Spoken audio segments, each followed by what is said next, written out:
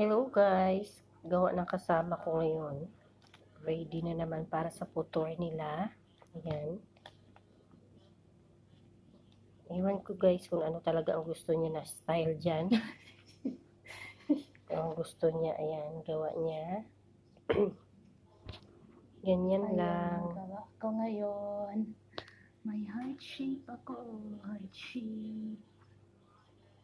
May patar. May patar din na heart. Bagong recipe.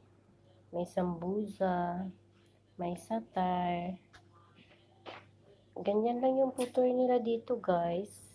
Pagkatapos ng kain, pag magkain sila, tapos mag-inom sila ng kape, ito yung